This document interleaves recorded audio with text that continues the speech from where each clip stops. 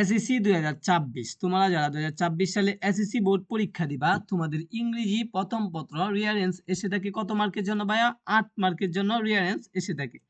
এই রিয়ারেন্সে 8 মার্ক পেতে হলে অবশ্যই তোমাদেরকে কি করতে হবে ভাইয়া? আমি যে রিয়ারেন্সগুলো পড়াইতেছি তোমাদের সবগুলা রিয়ারেন্স পড়তে হবে এবং শিখতে হবে, কেননা আমি তোমাদের বাংলা সহকারে পড়াইতেছি এবং গুরুত্বপূর্ণ দেখে পড়াইতেছি। দেখো এটা যে পড়াবো এটা হলো জয়নুল আবেদিন সম্পর্কে। এর আগেও আরো 4-5টা পড়াইছি, তো সেগুলো অত্যন্ত গুরুত্বপূর্ণ ছিল। তোমরা যারা আগের ভিডিওগুলো দেখো নাই অবশ্যই প্লে লিস্ট থেকে আগের ভিডিওগুলো দেখে নিবা। তো ভাইয়া দেখো আমরা তোমাদেরকে বাংলা অর্থ সহকারে পড়াইতেছি রিয়ারেন্স গুলা, যাতে অনেক দিন মনে থাকে, পরীক্ষা পর্যন্ত মনে থাকে, পরীক্ষায় আনসার দিয়ে আসতে পারো। আর যদি তুমি শুধু ইংরেজিটা শিখো তাহলে ভাইয়া দেখবা আজকে শিখছো আগামীকালকে অথবা কিছুদিন পরে ভুলে যাইবা, তোমার পরীক্ষা পর্যন্ত মনে থাকবে না। তো চলো আমরা দেখি। তো আনসার 8টা লাইন দেওয়া থাকবে। কয়টা লাইন ভাইয়া? যেহেতু 8 মার্কের জন্য এই জন্য 8টা লাইন দেওয়া থাকবে।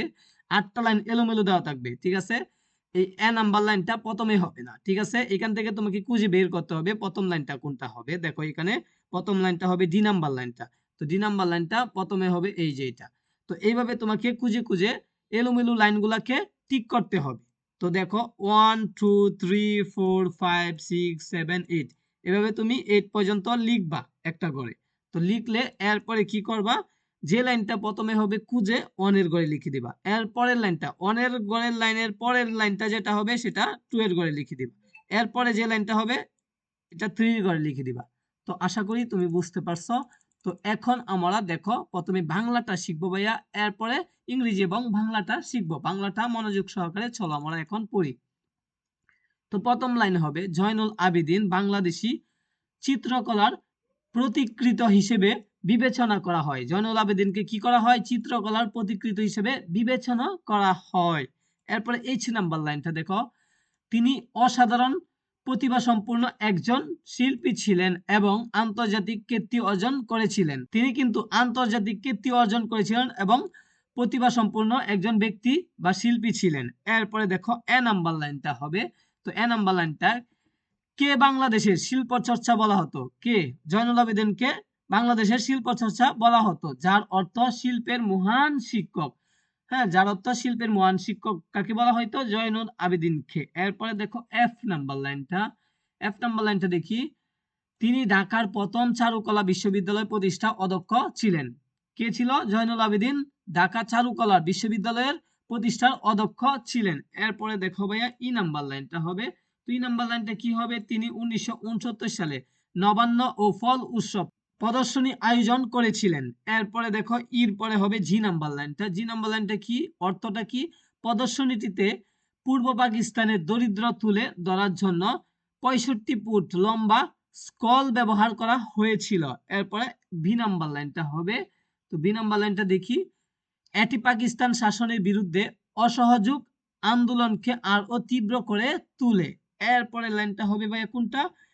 হ্যাঁ, সি নাম্বার লাইনটা, সর্বশেষ লাইনটা যেটা হবে সেটা হবে সি নাম্বার লাইনটা। তো সি নাম্বার লাইনটার অর্থ দেখি, প্রদর্শনীটি ছিল প্রতিবাদের প্রতীক এবং সংস্কৃতির স্বাধীনতা একটি মাইল ফলক। তো আশা করি তুমি বাংলাটা প্রথমে ভালো করে পড়বা, পড়ার পরে ইংরেজি সহকারে তুমি পড়বা। দেখো আমরা এখন ইংরেজি সহকারে রিয়ারেন্সটা শিখবো। তো দেখো প্রথম লাইনটা হবে কোনটা ভাইয়া? ডি নাম্বার লাইনটা। Zainul Abedin is considered the pioneer of Bangladesh art. Zainul Abedin বাংলাদেশী চিত্রকলার প্রতিকৃত হিসেবে বিবেচনা করা হয়। এরপরে লাইনটা হবে এইচ নাম্বার লাইনটা। তো ইংরেজিটা দেখো, he was an artist of outstanding talent and the earned international reputation. তো এটার অর্থ কি? তিনি অসাধারণ প্রতিভা সম্পন্ন একজন শিল্পী ছিলেন এবং আন্তর্জাতিক কীর্তি অর্জন করেছিলেন। এরপরে লাইনটা হবে এ নাম্বার লাইনটা। তো এ নাম্বার লাইনটা আমরা পড়ি, হি ওয়াজ কল্ড শিল্প চর্চা meaning great teacher of art in Bangladesh. কে বাংলাদেশে শিল্প চর্চা বলা হতো? যার অর্থ শিল্পের মহান শিক্ষক। এরপরে লাইনটা দেখো, এ নাম্বার লাইনের পরে হবে এফ নাম্বার লাইনটা।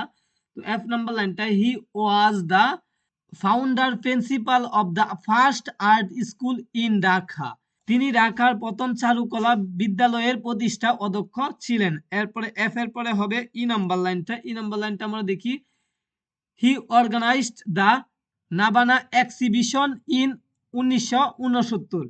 তো তিনি 1969 সালে নবান্ন ফলের উৎসব প্রদর্শনীর আয়োজন করেছিলেন। এরপরে ই নাম্বার পরেরটা দেখো, জি নাম্বার লাইনটা হবে, জি নাম্বারটা in the exhibition a 65 feet long scroll was use to পর্টে।